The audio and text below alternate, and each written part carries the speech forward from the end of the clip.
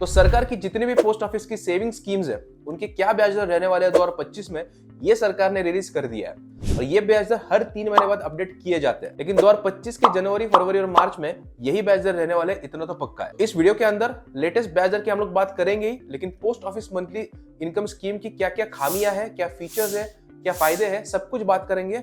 और उसी के साथ साथ अंत में हम लोग अपनी राय भी देंगे कि आपको कौन सा ऑप्शन कंसीडर करना चाहिए। अब इस स्कीम को डिटेल में समझने के लिए हम लोग यहाँ पर 6 सवालों के जवाब ढूंढने वाले हैं। सबसे पहला है एमआई स्कीम होती क्या है, उसके बाद कौन कौन इसमें निवेश कर सकता है, तीसरा है कि 2025 में आप एमआई स्कीम से कितना रिटर्न या फिर कितना ब्याज दर आपको यहाँ पर मिल रहा है, चौथा होने वाला है कि इस स्कीम के अंदर मिनिमम लॉक इन पीरियड कितना रहेगा, उसके बाद अगर जो डिपॉजिटर है उसकी किसी कारणवश मृत्यु हो जाती है तो क्या होगा, और आखिरी हम लोग देखेंगे कि आपको इस स्कीम में निवेश करना चाहिए या नहीं। तो ये सबसे पहले हम लोग देखते हैं कि पोस्ट ऑफिस की एमआई स्कीम होती क्या है। तो एमआई का यहाँ पर मतलब होता है मंथली इनकम स्कीम, और जैसे इसका नाम है वैसे ये काम भी करता है। अब होता क्या है कि आपको एक लमसम राशि यहाँ पर निवेश करनी पड़ती है और उसके बदले हर महीना आपको एक फिक्स्ड मंथली इनकम इस स्कीम के द्वारा मिलती है। अब उदाहरण के तौर पर मान के चलिए कि आपने 5 लाख रुपए निवेश कर दिए 5 सालों के लिए, तो अब आपको हर महीना 3 से 3,500 रुपए मिलता रहेगा इस स्कीम के द्वारा। कितना पेमेंट मिलेगा और किस हिसाब से मिलेगा ये हम लोग आगे वीडियो में बात करेंगे,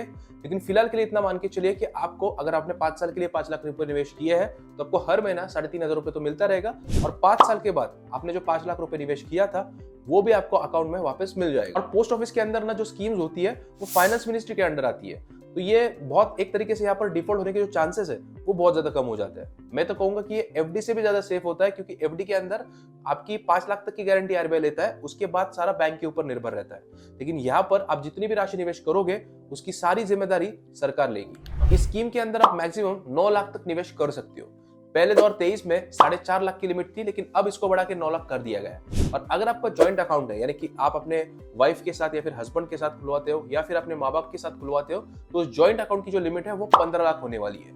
और मिनिमम जो इन्वेस्टमेंट रहेगी जॉइंट अकाउंट के लिए वो रहेगी 1500 रुपए। यहाँ पर आप जॉइंट अकाउंट किसी के साथ भी खुलवा सकते हो, लेकिन पर पर्सन की जो मैक्सिमम लिमिट यहाँ पर रहेगी वो 9 लाख रहेगी। जैसे कि आपने खुद के नाम पर एक अकाउंट खुलवा लिया जिसमें आपने 5 लाख रुपए रखे हुए हैं, और दूसरा आपने खुलवा लिया ज्वाइंट में अपने बीवी के साथ, उसमें आपने 8 लाख रुपए रखे हुए हैं, तो ऐसे में आपके नाम पर 9 लाख रुपए माने जाएंगे, जैसे कि 5 लाख आपका खुद का और 4 लाख आपके ज्वाइंट में से। अब इससे ज्यादा एक पर्सन के लिए लिमिट नहीं है। अब ये सब कुछ तो ठीक है, लेकिन इस स्कीम के अंदर कौन कौन निवेश कर सकता है? हर कोई निवेश कर सकता है या कुछ रेस्ट्रिक्शंस है? तो वैसे तो इस स्कीम के अंदर ना सिर्फ भारतीय जो लोग हैं, इंडियन जो लोग हैं वो निवेश कर सकते हैं, एनआरआईज इसमें निवेश नहीं कर सकते। दूसरी बात ऐसे है कि अगर आपकी उम्र 10 साल से कम है तो आप इसमें निवेश नहीं कर सकते। अगर आपको करना है तो आपके पेरेंट्स या फिर गार्डियंस के बिहाफ पर आपको इसमें निवेश करना पड़ेगा, लेकिन 10 साल से अगर ऊपर आपकी उम्र है तो आप इसमें निवेश कर सकते हो। उसके बाद अगर कोई भी 10 साल से 18 साल के बीच में इसमें निवेश कर रहा है तो उसको ये बात पता होनी चाहिए कि इस स्कीम के अंदर, वैसे तो ये स्कीम 5 साल की है, लेकिन अगर आप 10 साल से 18 साल के बीच में हो तो जब तक वो बच्चा 18 साल का नहीं हो जाता तब तक वो इस अकाउंट से पैसे नहीं निकाल सकता। सबसे पहले तो उसे 18 साल होने के बाद फिजिकली पोस्ट ऑफिस जाके इस अकाउंट को नॉर्मल अकाउंट में कन्वर्ट करना पड़ेगा, और उसी के बाद उसमें से ये पैसे निकाल सकता है। चलिए अब बात करते हैं जिसका आप सबको बेसब्री से इंतजार है कि इस स्कीम के अंदर आपको ब्याज कितना मिलेगा।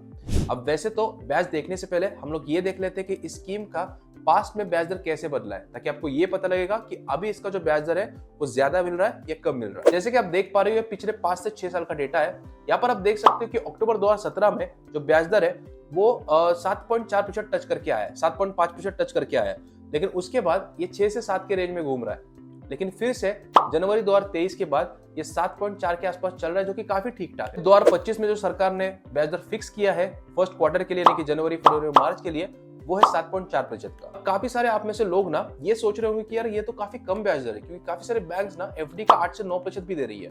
लेकिन आपको यहाँ पर समझना पड़ेगा कि जो बैंक आपको एफडी का 8 से 9% दे रही है वो स्मॉल फाइनेंस बैंक है, और वहां पर आपके 5 लाख रुपए तक की ही गारंटी आरबीआई देता है। लेकिन यहाँ पर आप कितनी भी राशि रखोगे उसकी सारी जिम्मेदारी सरकार लेगा, तो यहाँ पर सिक्योरिटी आपको बहुत ज्यादा मिल जाती है। अगर आप पोस्ट ऑफिस का ब्याज दर पुराने बैंक जैसे कि एसबीआई, एचडीएफसी, पीएनबी इन सब से तुलना करोगे तो आप देखोगे कि जो बैंक्स है वो भी 5 साल के एफडी का आपको 6.5-7% का ही ब्याज दर दे रही थी। तो उस हिसाब से जो पोस्ट ऑफिस का जो ब्याज दर यहाँ पर रहने वाला है वो काफी डिसेंट है। इस स्कीम में निवेश करने का एक और फायदा ऐसा है कि जब बैंक की फिक्स डिपॉजिट में निवेश करते हो तो वहां पर आपको जो ब्याज मिलता है उस ब्याज में से 10% का टीडीएस कटता है। लेकिन इस स्कीम के अंदर ऐसा कुछ भी नहीं होता, यहाँ पर आपका टीडीएस वगैरह कुछ भी नहीं कटता। इसमें असली फायदा तब होता है जब आपकी इनकम मिनिमम टैक्स स्लैब से कम हो और आपको जीरो टैक्स भरना है। उस केस में अगर आप बैंक की जो फिक्स डिपॉजिट है वहां निवेश करोगे तो वहां पर प्रोसेस थोड़ा सा कॉम्प्लिकेटेड हो जाता है, क्योंकि वहां पर पहले आपका टीडीएस कट जाता है, फिर आपको इनकम टैक्स पोर्टल पे जाके सब कुछ क्लेम वगैरह करना पड़ता है, तो वो थोड़ा सा कॉम्प्लिकेटेड हो जाता है। लेकिन इस स्कीम के अंदर ये सब कुछ आपको नहीं करना पड़ता। देखिए, मुझे गलत मत लेना, लेकिन आपका अगर कुछ भी टैक्स बनता है ना तो फिर आपके लिए कोई फर्क नहीं पड़ेगा, क्योंकि फिर आप एफडी में डिपॉजिट करो या फिर पोस्ट ऑफिस के एमआई स्कीम में डिपॉजिट करो, जो भी ब्याज आपको मिलेगा उसके ऊपर आपको टैक्स तो भरना ही पड़ेगा, क्योंकि जो भी टैक्स आपको जो भी ब्याज मिलने वाला है वो आपके टैक्सेबल इनकम का हिस्सा बनेगा और फिर आपको अपने टैक्स स्लैब के हिसाब से वहां पर टैक्स भरना पड़ेगा। तो पोस्ट ऑफिस एमआई स्कीम में आपको ऐसा कोई टैक्स बेनिफिट नहीं मिलता है, बस टीडीएस पहले ना कटने का बेनिफिट मिल जाता है। काफी सारे लोग बोलते रहते हैं कि यार एमआई का जो ब्याज दर है वो हर 3 महीने बाद बदलते रहता है, तो ऐसे में हमारा ब्याज दर भी बदलता रहेगा। तो ऐसा बिल्कुल नहीं है। आप जब भी कभी पैसे डिपॉजिट करवाओगे तब जो ब्याज दर चल रहा होगा वो आपके लिए लॉक हो जाएगा और आपको अगले 5 साल 3 साल जो भी आप करवाओगे उस हिसाब से आपको वही फिक्स्ड ब्याज दर मिलता रहेगा। अगर आप देखना चाहते हो कि आपको कितना ब्याज दर मिलेगा तो हमने एक एमआईएस कैलकुलेटर बनाया है, जिसकी लिंक आपको नीचे डिस्क्रिप्शन में मिल जाएगी, तो आप जाके चेकआउट कर सकते हो। अब जो अगला सवाल है वो ये है कि मिनिमम लॉक इन कितना रहेगा। तो मैं आपको बता दूं कि 1 साल से पहले तो आप इसमें से पैसे विड्रॉ ही नहीं कर सकते। प्री मैच्योर विड्रॉल तो अलाउड ही नहीं है, मतलब 1 साल तो आपको मिनिमम वेट करना ही करना है, उससे पहले आप पैसे विड्रॉ यहाँ पर नहीं कर पाओगे। अगर आप 1 से 3 साल के बीच में पैसे निकालते हो तो आपको 2% की पेनल्टी देनी पड़ेगी और वो 2% आपकी इन्वेस्टेड अमाउंट के ऊपर होगा। यानी कि अगर आपने 2 लाख रुपए निवेश किया है तो आपको 4,000 रुपए यहाँ पर पेनल्टी देनी पड़ेगी।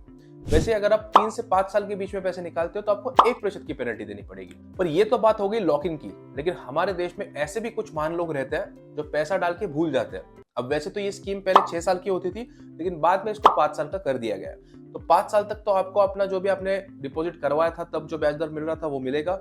उसके बाद अगर आप पैसा निकालना भूल जाते हो तो अगले 2 साल तक आपको 3 से 4% का सिंपल ब्याज दर ये पैसा कमा के देगा। उसके बाद भी 2 साल अगर आप उसके बाद भी अगर आप पैसा नहीं निकालते हो तो उसके बाद आपको ये जो 3 से 4% का ब्याज दर मिल रहा था वो बंद हो जाएगा और आपका पैसा वही पड़ा रहेगा। हमारा आखिरी क्वेश्चन है कि अगर किसी कारणवश जो डिपॉजिटर है उसकी मृत्यु हो जाती है तो क्या होगा। तो अगर तो ये सिंगल अकाउंट है तो फिर जो भी नॉमिनी या फिर लीगल हायर है उनको ये अकाउंट बंद करवाना पड़ेगा और फिर नॉमिनी को पूरा प्रिंसिपल और जो भी ब्याज होगा वो मिल जाएगा। यहाँ पर ज्वाइंट अकाउंट के केस में थोड़ा सा केस अलग है, क्योंकि यहाँ पर 2 ही अकाउंट होल्डर है, तो एक की अगर मृत्यु हो जाती है तो दूसरे को अकाउंट मतलब जो अकाउंट है वो नॉर्मल अकाउंट की तरह ये कन्वर्ट हो जाएगा सिंगल अकाउंट की तरह, and then this account will continue to operate in similar fashion. तो अब ये तो होगी ऊपर वाली बात है। अब थोड़ी अंदर की बात करते हैं, क्या आपको इसके अंदर निवेश करना चाहिए या नहीं।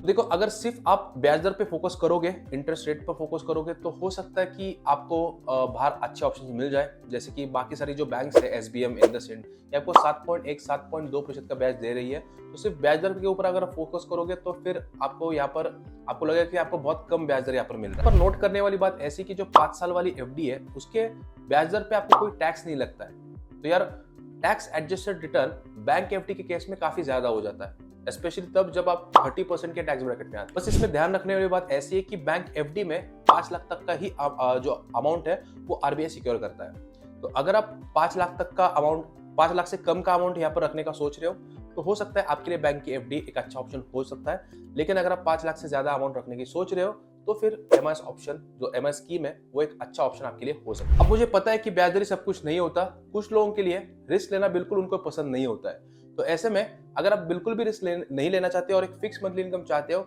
तो फिर आप एमआई स्कीम की तरफ जा सकते हो। तो मेरे हिसाब से मुझे लगता है कि आपको पूरा कॉर्पस एक ही जगह पे नहीं डालना चाहिए। आप अपने कॉर्पस को डिवाइड कीजिए और जितना भी हिस्सा आपको लगता है कि मैं इसकी रिस्क नहीं ले सकता उसको आप एमआई स्कीम की तरफ लेके जा सकते हो। चलिए लास्ट में देखते हैं कि आपको इसमें निवेश कैसे करना है। आपको अपने नजदीकी पोस्ट ऑफिस जाके एक फॉर्म लेके आना है, फिर 2 photos, ID proof, address proof के साथ इसको सबमिट कर देना है और इसी के साथ साथ आपको जो नॉमिनी है उसकी साइन भी यहाँ पर लेनी पड़ेगी। तो ये सब कुछ आपको एक चेक के साथ देना पड़ेगा। जो फॉर्म है वो आप ऑनलाइन भी डाउनलोड कर सकते हो, लेकिन सबमिट आपको पोस्ट ऑफिस जाके ही करवाना पड़ेगा। अब अगर आपको कुछ भी समझ में ना आया हो तो मुझे कमेंट्स के अंदर जरूर बताना। वीडियो पसंद आया तो एक अच्छा सा कमेंट जरूर कर देना और अगर वीडियो सच में पसंद आया तो एक लाइक भी कर देना।